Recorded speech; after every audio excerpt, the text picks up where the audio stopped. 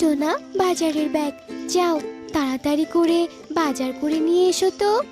ঘরে যে কোনো দানা পানি নেই। মেয়েটা যে আবার খেলাধুলা শেষ করে এই এলো বলে।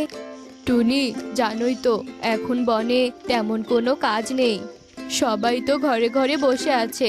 এখন তুমি বলো তো, হাতে কোনো কাজ না থাকলে আমি কিভাবে টাকা উপার্জন করে বাজার করে নিয়ে আসবো?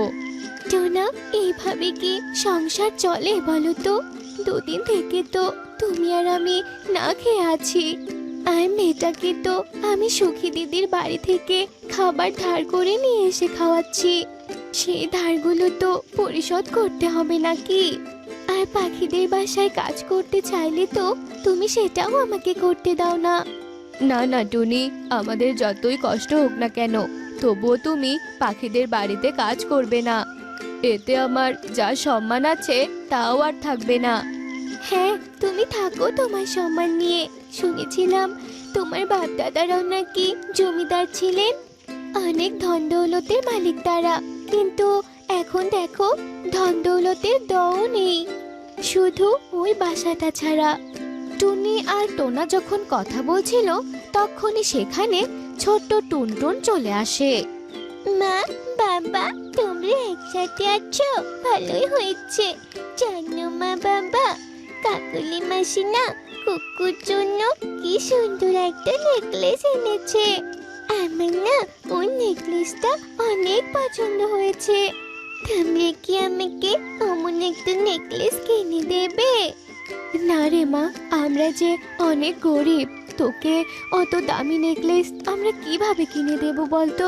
কদিন ধরে যে বাজার করার মতো টাকা পয়সাই হাতে নেই। হ্যাঁ রে মা, তোর মা একদম ঠিক কথাই বলেছে। আমাদের মতো গরিবদের যে শখ থাকতে নেই রে মা। বুঝেছি, আমার ইচ্ছে তোমাদের কাছে কোনো দামই নেই, তাই না? আসলে তোমরা আমাকে ভালোই বাসো না। এ কথা বলে ছোট্ট টুনটুন কাঁদতে কাঁদতে বাইরে চলে যায়। আর মেয়ের এমন কান্না দেখে টোনা ও টুনি ভীষণ কষ্ট পায়। কিন্তু তাদের কিছুই করার ছিল না।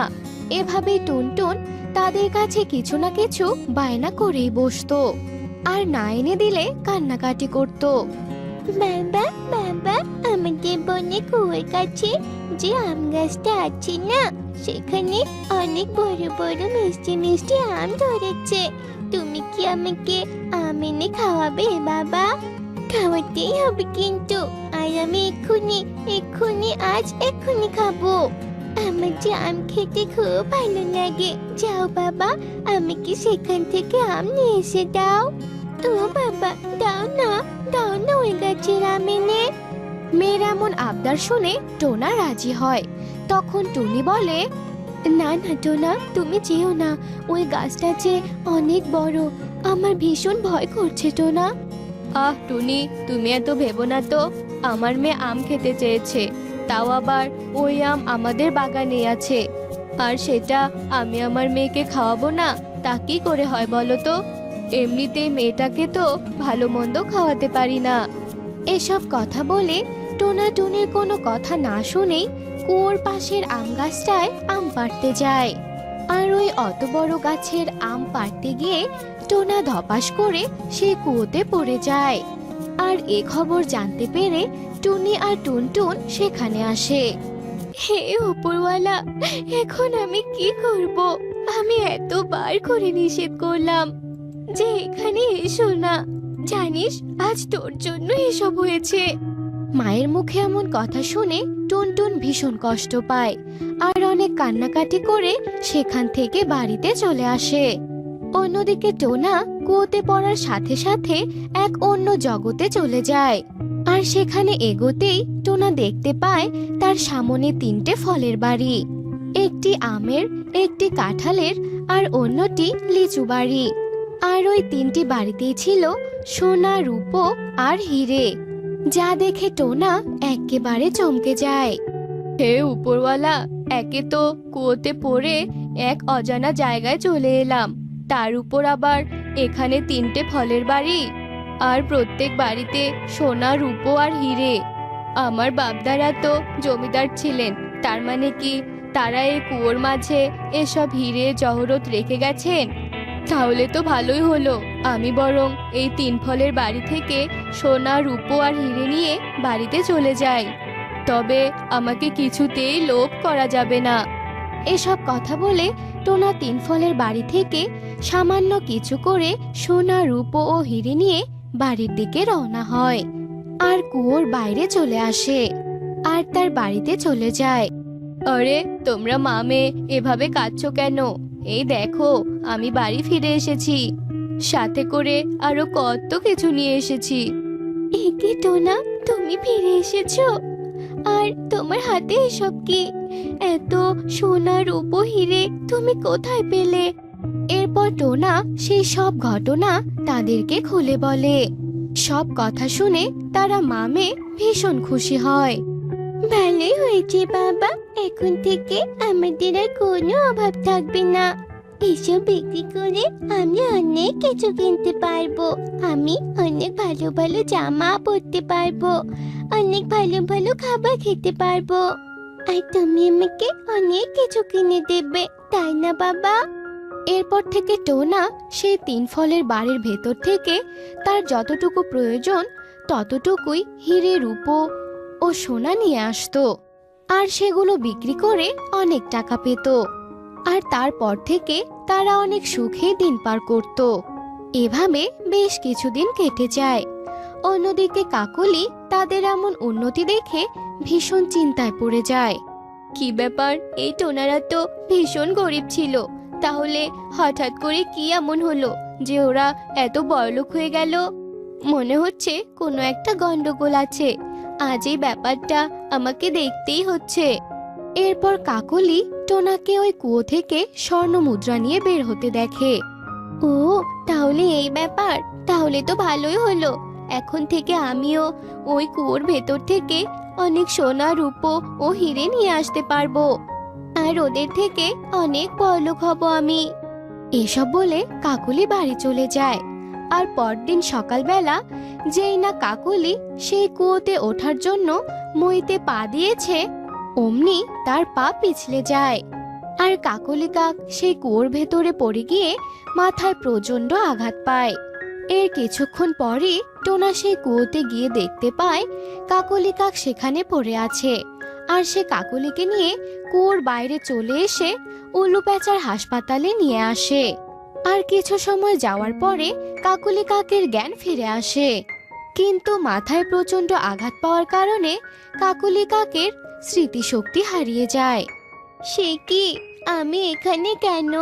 আমি কোথায়? আর আমি বা কে? আর তোমরাই বা কারা? কাকলির সব কাণ্ড দেখে টোনা অনেক হাসতে থাকে। যাক, কাকলির স্মৃতিশক্তি চলে গিয়ে ভালোই হয়েছে, ও তো সব কিছু জেনে গিয়েছিল। আর এখন যেহেতু ওর কোনো স্মৃতি নেই, তাহলে তো ও আর ওই কুয়োতে যাবে না, আর কাউকে এ ব্যাপারে কিছু বলতেও পারবে না। এরপর টোনা কাকলিকে তার বাড়িতে পৌঁছে দেয় আর টোনা খুশি মনে তার বাড়িতে চলে যায়।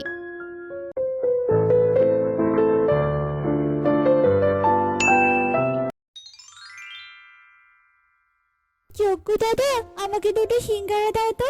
আর এই নাও 10 টাকা। মেয়েটা যে সকাল থেকে খাওয়ার জন্য বায়না ধরেছে। এখনো কি 5 টাকা দামের সিঙ্গারা আছে নাকি শুনি? দুটো সিঙ্গারা নিতে গেলে আমাকে 20 টাকা দিতে হবে। কি বলছো কি দাদা, 20 টাকা? তার মানে একটা করে সিঙ্গারা 10 টাকা? এটা তো অনেক টাকা দাদা। আর গতকালকেই তো একটা সিঙ্গারা 5 টাকা করে নিলাম।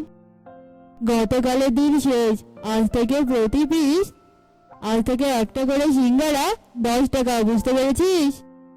দাদা, এক রাতেই তুমি এভাবে সিঙ্গারার দাম বাড়িয়ে দিলে, কাজটা কি হলো বলো তো? আর আমরা তো গরিব পাখি, এত দাম দিয়ে খাওয়া আমাদের সম্ভব হবে না গো। শোন সুখী, আমি এমনি এমনি দাম বাড়াইনি। সিঙ্গারা বানানোর জিনিসপত্রের দাম বেড়ে গেছে, তাই আমাকেও দাম বাড়াতে হলো, বুঝেছিস? আমাকেও তো লাভ করতে হবে, তাই না?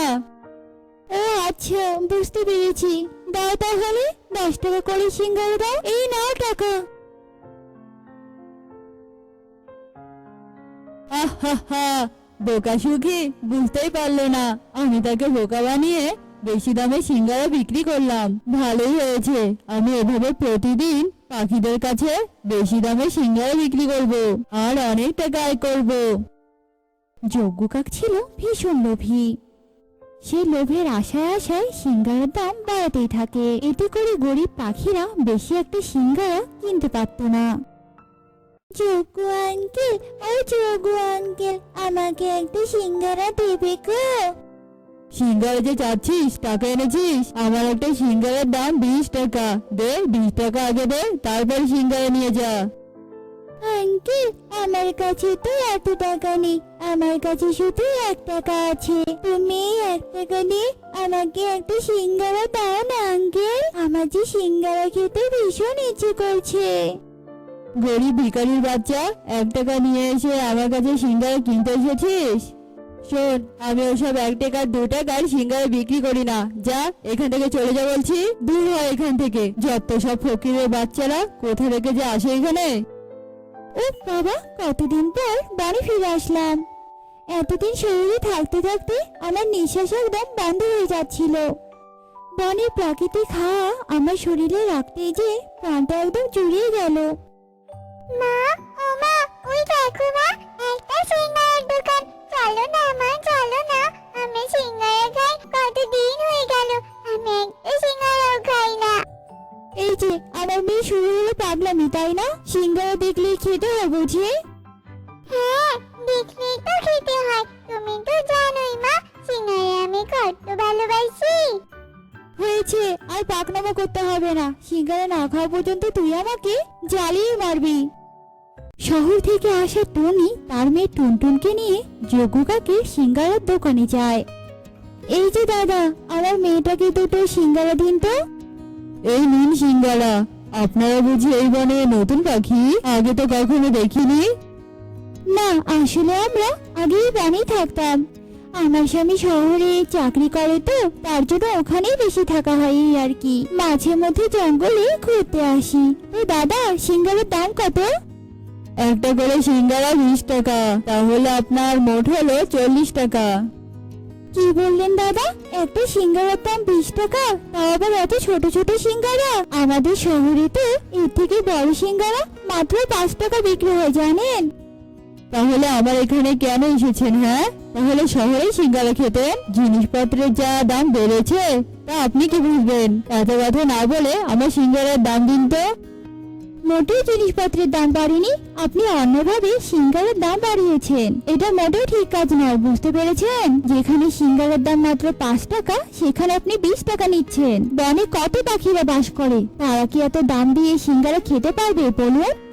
শুনুন, আমাকে জ্ঞান দিতে আসবেন না। অত কিছু ভাবার আমার সময় নেই, বুঝেছেন? আর আপনার যদি এত গরিব পাখিদের ওপর মায়া থাকে, তাহলে 5 টাকা কেন? হ্যাঁ, যান 1 টাকায় সিঙ্গারা বিক্রি করুন, তাতে আমার কি? হ্যাঁ, এখন বেশি কথা না বলে আমার টাকা দিয়ে এখান থেকে চলে যান, বুঝতে পেরেছেন? উনি যজ্ঞর এমন কথা শুনে আর কিছুই বলে না। 40 টাকা দিয়ে সিঙ্গারা নিয়ে তাদের বনের বাড়িতে চলে যায়। মা, ও মা, তুমি সেই কখন থেকে বাড়িতে এসে 1 টাকা হাতে নিয়ে কি এত ভাবছো মা? তুমি আবার ওই দোকানদারের কথা মতো 1 টাকা সিঙ্গারার দোকান দেবে না তো? হ্যাঁ রে মা, আমি তাই ভাবছি। ওই সিঙ্গারাওয়ালা দোকানদারের ব্যবহার আমার একটুও ভালো লাগেনি। ওই দোকানদার অনেক লোভী, নিজের স্বার্থের জন্য সিঙ্গারার দাম বাড়িয়ে দিয়েছে। না জানি এই বনে কত গরিব পাখি আছে, তাদের ইচ্ছে থাকলেও তারা খেতে পারে না সিঙ্গারা। তাই আমি ভেবেছি বাজারে একটা সিঙ্গারার দোকান দেবো, আর আমি 1 টাকার সিঙ্গারা বিক্রি করব। তুমি সত্যি বলছো মা? তাহলে তো আমি এখন থেকে বনেই থাকবো, তাই না বলো মা? খুব মজা হবে, তুমি সিঙ্গারার দোকান দেবে আর আমি সিঙ্গারা মজা করে খাবো। পাগলি মেয়ে একটা, চল তোকে খাইয়ে আমি বাজারে যাব, কিছু জিনিসপত্র কিনতে তো হবে নাকি? টুনি বাজার থেকে সব ধরনের উপকরণ কিনে নিয়ে আসে। আর পরের দিন টুনি বাজারে একটা সিঙ্গারার দোকান দেয়। দোকানের সাইনবোর্ডে লিখে দেয় যে 1 টাকার সিঙ্গারার দোকান। সব পাখিরা তা দেখে টুনি দোকানের সামনে ভিড় জমায়। আরে আরে দিদি, এটা কি সত্যি নাকি আপনার দোকানে সত্যি সত্যি 1 টাকার সিঙ্গারা পাওয়া যায়? দিদি, ও দিদি, সিঙ্গারাগুলো খেতে কি ভালো হবে, নাকি আবার আমাদেরকে বোকা বানিয়ে ভেজাল জিনিস দেওয়ার চেষ্টা করছেন, বলুন তো? আরে না গো দাদা দিদিরা, তোমাদের ঠকাবো না আমি। আমার এই 1 টাকার সিঙ্গারার দোকানে কোনো ভেজাল নেই। তোমরা 1 টাকা দিয়ে যত ইচ্ছে সিঙ্গারা খেতে পারবে। এই সিঙ্গারা আমি নিজের হাতে বানিয়েছি গো। ঠিক আছে দিদি, তাহলে এবার আমাদেরকে 1 টাকা দিয়ে সিঙ্গারা দিন তো, আমরা একটু খেয়ে দেখি 1 টাকার সিঙ্গারা খেতে কেমন লাগে। আরে বাহ, এই সিঙ্গারা তো খেতে দারুণ মজার। এত কম দামে এত সুন্দর সিঙ্গারা, তাও আবার অনেক বড় সিঙ্গারা। 1 টাকা দিয়ে যে এত ভালো সিঙ্গারা পাবো সেটা তো আমি কখনোই ভাবিনি। হ্যাঁ, তুমি ঠিক বলেছো দাদা, একদম অমৃতর মতো খেতে। দিদি, আপনার হাতে জাদু আছে বলতে হবে। ও দিদি, আমাকে আর 2টো সিঙ্গারা দিন না। টুনির 1 টাকার সিঙ্গারা বনের সবার কাছে বিখ্যাত হয়ে যায়। বনের ধনী গরিব সব পাখিরাই টুনির দোকানে এসে সিঙ্গারা খেত। এটা কি হলো? এই শহরের পাখি উড়ে এসে জুড়ে আমার ব্যবসা লাল বাতি ধরিয়ে দিল। এ তো দেখছি 1 টাকার সিঙ্গারা দোকান খুলে বসেছে, আর সবাই 1 টাকার সিঙ্গারা খেয়ে আমার দোকানে আসতে ভুলে গিয়েছে। না না, যে করেই হোক এই 1 টাকার সিঙ্গারা দোকান সরাতেই হবে। দরকার হলে ওই দোকান আমি আগুন দিয়ে পুড়িয়ে দেবো, আর সেটা আজ রাতেই। যজ্ঞ যখন দাঁড়িয়ে এসব কথা একা একাই বলছিল, তখন সুখী আড়াল থেকে সবটাই শোনে। একে শুনছি আমি, সর্বনাশ! এই বেটা যজ্ঞ তো দেখছি টুনি দিদির ক্ষতি করার জন্য উঠে পড়ে লেগেছে। না না, এটা কিছুতেই হতে দেওয়া যাবে না। এক্ষুনি ব্যাপারটা সবাইকে জানাতে হবে। আশেপাশে তো কাউকে দেখতে পাচ্ছি না, এই সুযোগ দোকানটা পুড়িয়ে ফেলার। এরপর যজ্ঞ যখনই টুনি দোকানে আগুন লাগিয়ে দিতে যাবে, তখনই চারপাশ থেকে বনের পাখিরা লাঠি নিয়ে বের হয়ে আসে আর যজ্ঞকে অনেক মারতে থাকে। ব্যাটা লোভী সিঙ্গারাওয়ালা, আমাদের কাছে সব সময় কড়া দামে সিঙ্গারা বিক্রি করতি, আর যখন দেখলি আমরা তোর দোকানে যাই না, তখন কিনা তুই অন্যের ক্ষতি করতে এসেছিলি। আজ টুনি দিদির 1 টাকার সিঙ্গারার দোকান আছে বলেই আমরা গরিবরা প্রাণ ভরে সিঙ্গারা খেতে পারি, আর তুই কিনা তারই ক্ষতি করতে যাচ্ছিস। আজ তো তোকে প্রাণেই মেরে ফেলবো। মারো মারো, সবাই মারো, আরো বেশি করে মারো এই বজ্জাত যজ্ঞকে। আমাদের হাতের মার খেয়ে মনে হচ্ছে আর কিছুই হবে না, একে পুলিশে দিতে হবে। এরপর সবাই লোভী যজ্ঞ সিঙ্গারাওয়ালাকে পুলিশের হাতে তুলে দেয়, আর আগের মতো টুনির দোকান থেকে 1 টাকা সিঙ্গারা নিয়ে সবাই খেতে থাকে। বিনা, আমিও তোদের সাথে খেলবো রে। কিরে, তোরা আমাকে দেখে এভাবে কেন হাসছিস বলতো? আমি কি এমন বলেছি যার জন্য তোরা আমায় দেখে এভাবে হাসছিস? শোন টুন টুন শোন, তুই কি আর আমাদের সাথে খেলতে পারবি নাকি বলতো? খেলতে হলে তো দৌড়াতে হয়, বুঝলি? তুই যে চিকন আর দুর্বল, তুই তো আমাদের সাথে দৌড়াতেই পারবি না। কাকে আর তুই কি বলছিস বলতো? ও যে খুব দুর্বল, একটু ধরতে গেলেই ধপাস করে পড়ে যাবে, তখন আবার ওর মাকে গিয়ে বলবে আমরা ওকে মেরে মাটিতে ফেলে দিয়েছি। তুই আমার সাথে কেন এমনটা করিস বলতো? আমি মাকে কেন নালিশ করব? আর তাছাড়া আমি দুর্বল বলে আমি খেলতে পারবো না, এটা কে বলেছে? তোরা আমাকে খেলায় নিয়ে না। টন টন টন শোন, এইসব খেলা একদম তোর জন্য নয়, তাই তুই আমাকে একদম বিরক্ত করবি না, বুঝেছিস? আমাদেরকে তো চুপচাপ খেলতে দে, তোকে তো আমাদের একদম ভালো লাগছে না। তুমি তো সবই শুনলে না। জানো মা, জানো ওরা এইসব কথা বলে আমাকে খেলার মাঠ থেকে তাড়িয়ে দিয়েছে। আমারও যে খুব খেলতে ইচ্ছে হয় মা, আমি কেন এত দুর্বল? আমার তো খুব কষ্ট হচ্ছে মা। কষ্ট পাস না রে মা, কষ্ট পাস না। তোকে যে আমি ঠিকভাবে খাওয়াতেই পারি না। যদি আমি ঠিকভাবে তোকে খাওয়াতে পারতাম, তাহলে তুইও সবল হতি রে মা। তুই আর কখনো খেলতে চাস না মা। আমাকে সবাই আলাদা করে দিল মা। আমাকে সবাই আলাদা করে দিল। এভাবে টুনটুন ওর মায়ের সামনে দাঁড়িয়ে কান্না করতে থাকে। আসলে টুনটুন ছিল ভীষণ দুর্বল। টুনটুন দৌড়াতে গেলে ও পড়ে যেত, তার জন্য সবাই ওকে নিয়ে হাসি ঠাট্টা করত। এমনকি টুনটুন সবার সাথে খেলতে গেলে সেখানেও তার সহপাঠীরা তাকে নিয়ে হাসাহাসি করত। এতে করে টুনটুন ভীষণ কষ্ট পেত। মা টুনটুন, আমি নদীর পাড়ে পানি আনতে যাচ্ছি মা, তুইও চল। আচ্ছা আচ্ছা ঠিক আছে, চলো চলো মা। মা, ও মা, আমি যে আর হাঁটতে পারছি না মা। আমার যে বড্ড কষ্ট হচ্ছে। আমার শরীরটা কেমন দুর্বল লাগছে। তুই আমার হাত ধরে চল মা। হে সৃষ্টিকর্তা, তুমি আমাকে এতটাই গরিব করে পাঠিয়েছো যে আমি ঠিক মতো আমার মেয়েটাকে তিনবেলা খেতেও দিতে পারি না। মেয়েটা যে আমার পুষ্টিহীনতায় ভুগছে। ও যখন পেটে ছিল তখনও যে আমি ওকে কোনো পুষ্টিকর খাবার খাওয়াতে পারিনি, আর এখনো পারি না। টুনি আর টুনটুন যখন রাস্তা দিয়ে হাঁটছিল, এমন সময় টুনটুন একটা গাছের শিকড়ের সাথে হোঁচট খেয়ে ধপাস করে মাটিতে পড়ে যায়। এমন সময় কাকুলি কাক সেসব দেখে ফেলে। কি রে টুনি, তুই কি ঠিক মতো তোর মেয়েটাকে খাওয়াস না নাকি বলতো? তোর মেয়েটা তো ঠিক মতো হাঁটতেও পারে না। এমন দুর্বল ছানা আমি কোথাও দেখিনি। টুনটুনি, তোর মেয়েটাকে একটু ভালো মন্দ খাওয়াস। কাকুলি দিদি, তুমি এভাবে হেসে হেসে কেন কথা বলছো বলো তো? আমি তো এতে করে হেসে হেসে কথা বলার কিছু দেখছি না। আর শোনো, আমার সামর্থ্য হলে আমি নিশ্চয়ই খাওয়াবো। কথার বাহার দেখলে আমি বাঁচি না। এসব কথা বলে কাকুলি কাক সেখান থেকে চলে যায়। এভাবে দিন কাটতে থাকে। একদিন টুনটুন রাস্তা দিয়ে হাঁটছিল আর কাঁদছিল। সবাই আমাকে অপমান করে, আমি চিকন দুর্বল বলে আমাকে কেউ ভালোবাসে না, থাকবোই না। আমি আর এই জঙ্গলেই থাকবো না। আমি অনেক দূরে চলে যাব, এখান থেকে অনেক দূরে চলে যাব। আরে আরে, এই কলা গাছটা তো দেখছি আমার মতোই দুর্বল, কেমন যেন হেলে গেছে। না, এই কলা গাছটাকে বরং আমি সোজা করে দিই। ওই তো দূরে একটা বাঁশ দেখা যাচ্ছে, ওই বাঁশটা দিয়ে আমি খুঁটি দেই। তো গাছটা একদম সোজা হয়ে গেছে। আমি এবার বাড়িতে চলে যাই। দাঁড়াও, তুমি কোথায় যাচ্ছ? আমাকে তুমি সাহায্য করলে আর উপহার নেবে না বুঝি? আমি যে তোমার সম্পর্কে সবটা জানি। কি কলা গাছ, তুমি কথা বলতে পারো?